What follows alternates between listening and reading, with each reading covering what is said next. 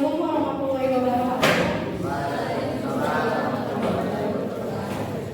Salam sejahtera untuk kita semua. Alhamdulillahirabbil alamin. Puji syukur atas nikmat yang telah Allah berikan kepada kita semua dapat berkumpul bersama untuk presidensi hari ini. Yang terhormat untuk Ibu dosen pengampu mata kuliah analisa laporan keuangan, Ibu Lela Elvira SMM, dan yang terhormat dan saya sayangi teman-teman kelas 5 sekalian yang tidak bisa saya sebutkan satu persatu namanya, tapi tidak mengurangi rasa sayang saya kepada kalian. Berdirinya saya di sini sebagai moderator presentasi bukan untuk berekspektasi yang berujung kalian untuk sakit hati. Tak kenal maka saya, maka perkenalkan kami dari kelompok 6 ingin mempresentasikan tentang metode komparatif.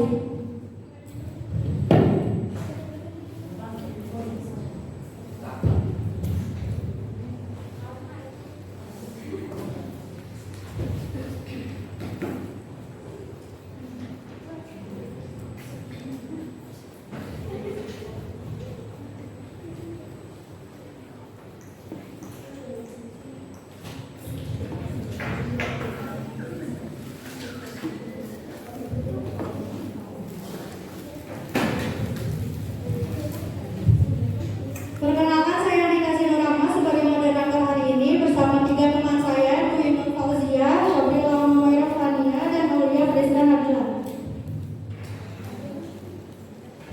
Di sini kami akan menjelaskan tentang pengertian metode komparatif, ciri-ciri metode komparatif, kelebihan dan kelemahan metode komparatif, contoh kasus metode komparatif, dan cara penulisan serta kesimpulan dari materi yang akan kami paparkan. Metode komparatif. Apa sih metode komparatif? Metode komparatif atau perbandingan adalah penelitian pendidikan yang menggunakan teknik pembandingan satu objek dengan objek lain. Objek yang dibandingkan dapat berwujud tokoh atau cendekiawan, aliran, pendidikan, kelembagaan, manajemen maupun pengembangan aplikasi pembelajaran. Ada pula menurut para ahli Sugiono, penelitian komparatif merupakan jenis penelitian deskriptif yang berusaha mencari jawaban serta mendasar mematahnya sebuah akibat dengan menganalisis faktor-faktor penyebab terjadinya maupun munculnya suatu fenomena atau kejadian tertentu. Penelitian komparatif biasanya digunakan untuk membandingkan antara dua kelompok atau lebih dalam satu variabel tertentu. Selanjutnya ada 5 ciri metode komparatif yang akan dijelaskan oleh teman saya, Aulia Prisca.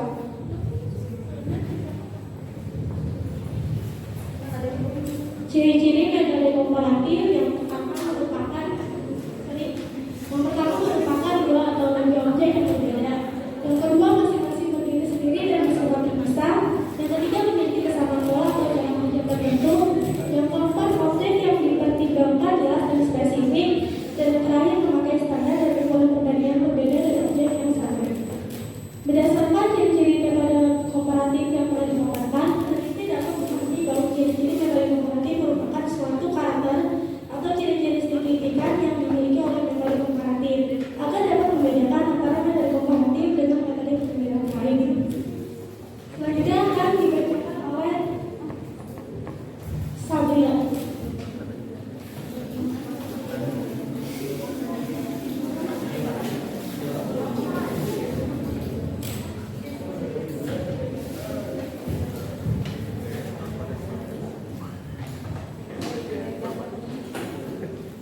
Baik, saya akan menjelaskan apa saja kelebihan metode komparatif. 1. Metode komparatif adalah satu penelitian yang layak pada banyak hal bila metode eksperimental tidak memungkinkan untuk dilakukan. Kedua, memperbaiki teknik, metode, statistik, dan desain dengan mengambil metode secara parsial. 3. Metode komparatif dapat mensubstitusikan metode eksperimental. Keempat, metode komparatif penelitian komparatif dapat mengadakan estimasi terhadap parameter hubungan kausal secara lebih efektif. Kelima, metode komparatif dapat menghasilkan informasi yang sangat berguna mengenai sifat-sifat gejala yang dipersoalkan. Keenam, telah membuat metode komparatif itu lebih dapat dipertanggungjawabkan lagi.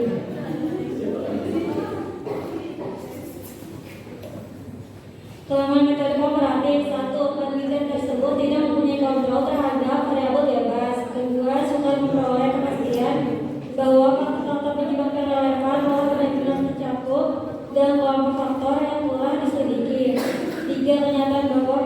penyebab utama faktor tunggal, melainkan kombinasi dan interaksi antara berbagai faktor dalam kondisi tertentu untuk menghasilkan efek yang disaksikan menyebabkan soal ini sangat kompleks. Keempat, suatu gejala mungkin tidak hanya merupakan akibat dari sebab-sebab belajar, tetapi dapat juga disebabkan oleh satu sebab pada kejadian tertentu dan oleh lain pada sebab yang lain. Kelima, apabila saling berhubungan antara dua variabel telah dikemukakan, mungkin sukar untuk menentukan mana yang sebab, mana yang akibat. Selanjutnya akan dijelaskan oleh teman saya, Dwi.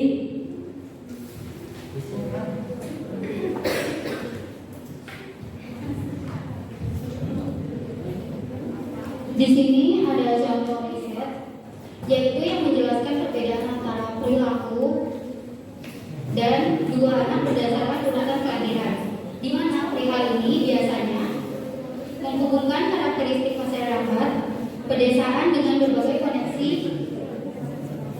mereka dengan kota atau dengan daerah perkotaan terdekat. Selanjutnya di sini saya akan menunjukkan contoh tabel dari sisi neraca pada tahun 2009, yaitu aktiva perusahaan mengalami peningkatan sebesar 33% karena adanya kenaikan pada aktiva lancar maupun aktiva tetap. Lalu pada tahun 2010 perusahaan telah melakukan perluasan usaha untuk meningkatkan aktivanya untuk mendukung kenaikan penjualan.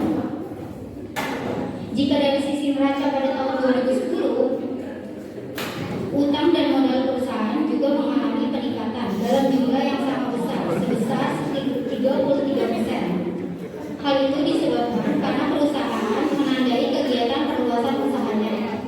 Selanjutnya akan dijelaskan oleh Aulia Rizka.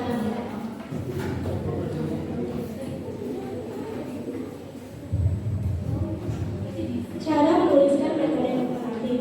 Berikut ini langkah-langkah dalam menggunakan metode komparatif antara lain. Yang pertama itu penelitian. Dalam memilah sekaligus mencari topik penelitian. Yang kedua adalah meninjau literatur. Meninjau literatur tentang topik dan membentuk penelitian mengidentifikasi variabel independen dan dependen untuk penelitian. Yang ketiga ada mengembangkan hipotesis. Hipotesis penelitian harus menggambarkan dampak dari variabel independen pada variabel secara nyata sehingga dapat ditemukan dalam analisis secara sempurna. Yang keempat adalah klinik kelompok pembanding. Beberapa peneliti akan menggunakan teknik seperti kecocokan yang biasa digunakan dalam penelitian eksperimental dalam upaya untuk menemukan kelompok kasus lain yang berbeda, terutama dengan adanya variabel independen. Yang kelima ada pemilihan kasus studi komparatif, tidak menggunakan seleksi acak untuk menempatkan kasus negara dan ke dalam kelompok.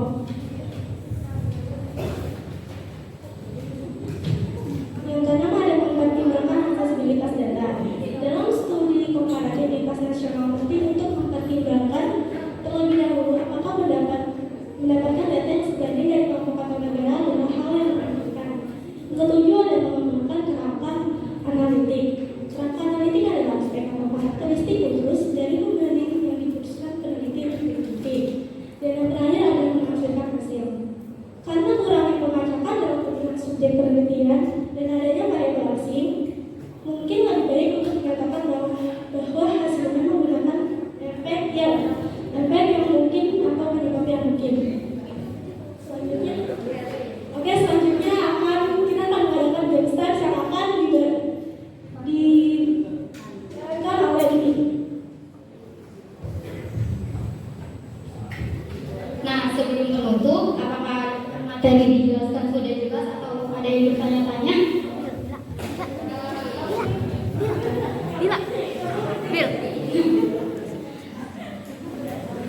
Selanjutnya nih kita akan melihat ada seberapa kalian menyimak materi dari kelompok kita. Di sini kita akan mengadakan games untuk 2 pertanyaan dan untuk 2 orang pemenang. Tenang aja, ada ini udah kita sediakan. Siapa yang bisa menjawab dengan tepat? Yang pertama, sebelum menjawab diusahakan terlebih dahulu untuk mengangkat tangan ya, lalu berdiri yang menjawab. Yang pertama, apa itu metode komparatif? Ada yang bisa menjawab?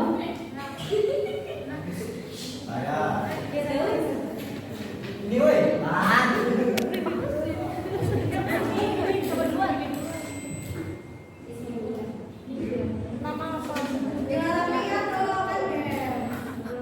Nama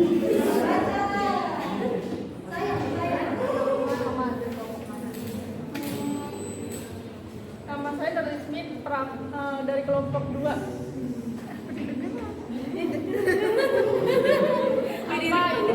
Apa itu metode komparatif? Emang nggak boleh lihat ituan? Nggak boleh, kan dia namanya yang dikasih garis pertanyaan ini biar kalian tahu kalian udah kita atau enggak. Dikasih waktu tuh. Kasih waktu. Waktu buat ngapain tuh?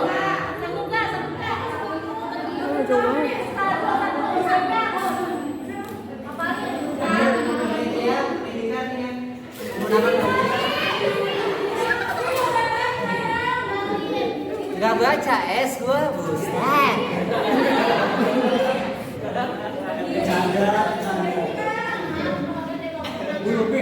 Nama saya Arvin Gamarino, perwakilan dari kelompok 4. Jawabannya apa tadi ya? Pendidikan. Apa ya? Sumpah. Yaudah, Guru. Lupa gua tadi. Tahu. Pokoknya Apalagi yang lain. Tar dulu.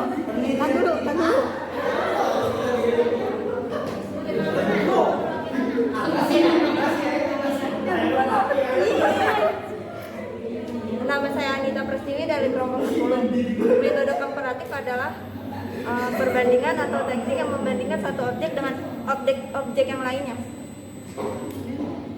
Bener?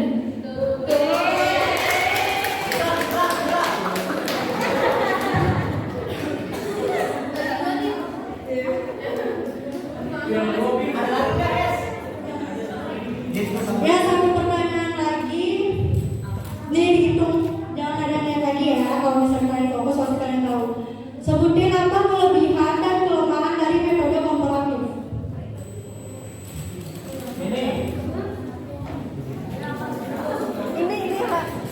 Salah satu kelebihan, satu kelemahan.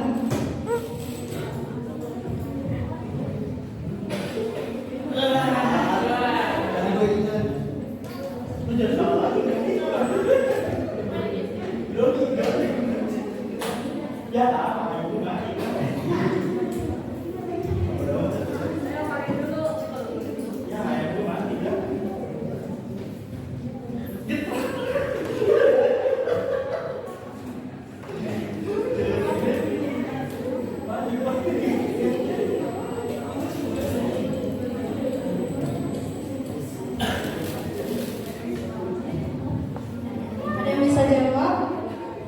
Masih ada satu hadiah lagi nih guys, saya. Kelebihan satu, kelemahan satu, kekurangan satu.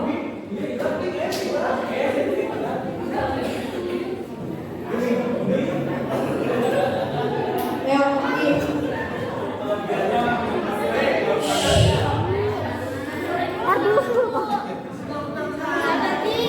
Nama saya Setiawan Saputra, saya dari kelompok 9. Kelebihannya adalah untuk meningkatkan kemampuan siswa dan prestasi. Terus untuk Satu meja. enggak ada. Untuk kekurangannya membutuhkan waktu yang cukup lama.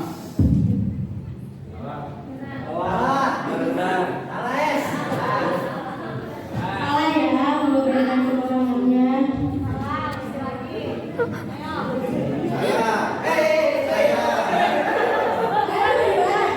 Kadang kalau masih ada satu hadiah lagi, kita ada pertanyaan, ada yang bonus pertanyaan hadiah.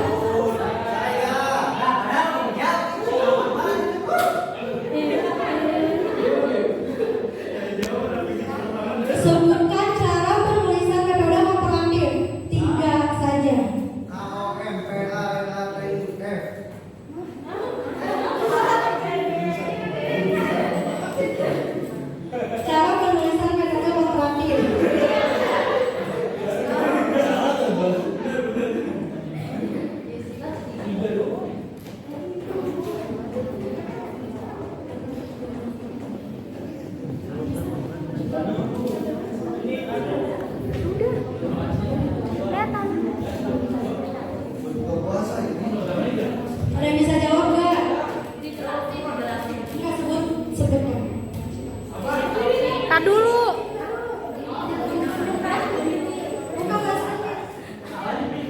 Perkenalkan, nama saya Syifa Amel Fitri dari kelompok 3. Yang pertama pilih topik, yang kedua tinjau literatur, yang ketiga membuat hipotesis.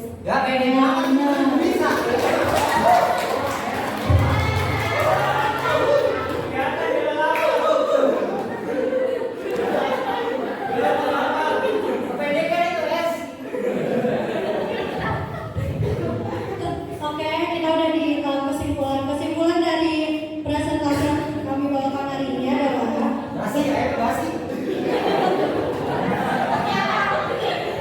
berdasarkan penelitian studi komparatif yang telah dilakukan, dapat memahami bahwa studi komparatif adalah bentuk penelitian membandingkan antara variabel yang berhubungan dengan menentukan perbedaan-perbedaan atau persamaannya. Dari paparan yang kita sudah paparkan, diketahui ciri-ciri metode komparatif, suatu karakter atau ciri-ciri yang signifikan yang dimiliki oleh metode komparatif dapat membedakan antara metode komparatif dengan metode penelitian lainnya. Sesi pertanyaan, kita buka sesi pertanyaan masing-masing dari kelompok 3 pertanyaan ya.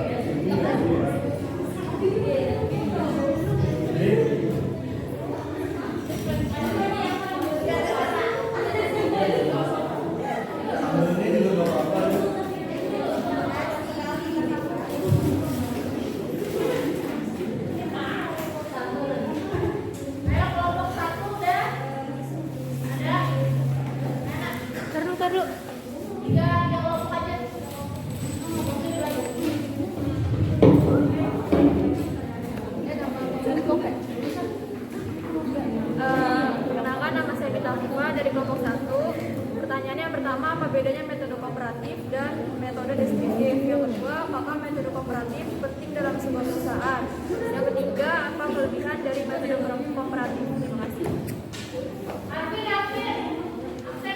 Oh iya.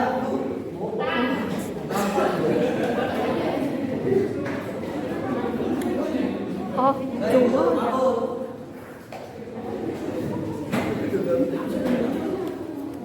Saya Putri Dewati dari perwakilan kelompok 2. Pertanyaan saya yang pertama, apa yang perlu diperhatikan dalam menyusun metode komparatif? Yang kedua, sebutkan dan jelaskan fungsi dari metode komparatif. Yang ketiga, apa saja manfaat dalam penggunaan metode komparatif? Udah.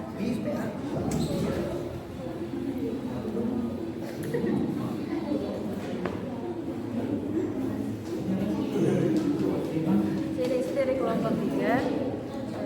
Yang pertama, apa saja langkah-langkah metode kooperatif? Yang kedua, mengapa terjadi keunggulan kooperatif? Yang ketiga, apakah metode kooperatif dapat digunakan untuk penelitian? Jelaskan. Terima kasih.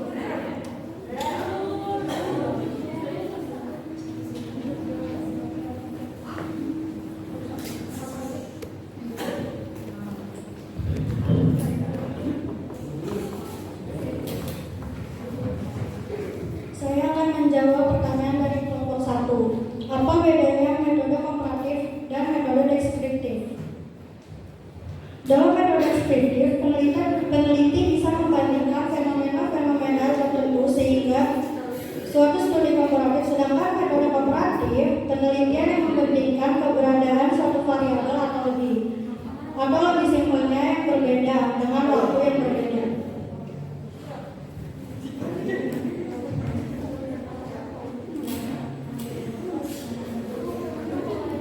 Pertanyaan dari kelompok kedua, apa yang perlu diperhatikan dalam menyusun metode komparatif?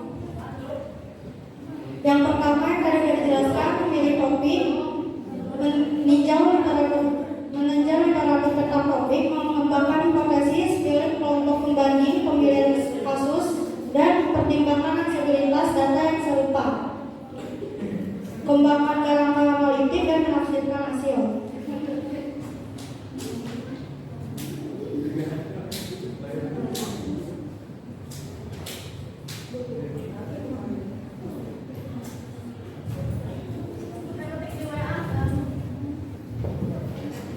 Saya akan menjawab pertanyaan kelompok 3. Apa saja langkah-langkah metode komparatif? Jawab.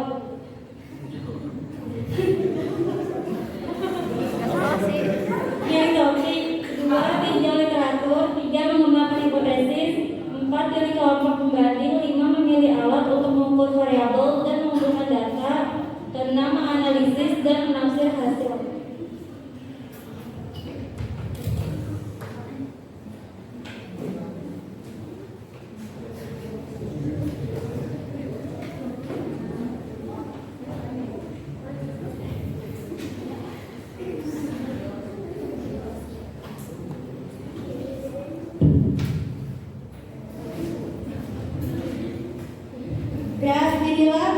Inilah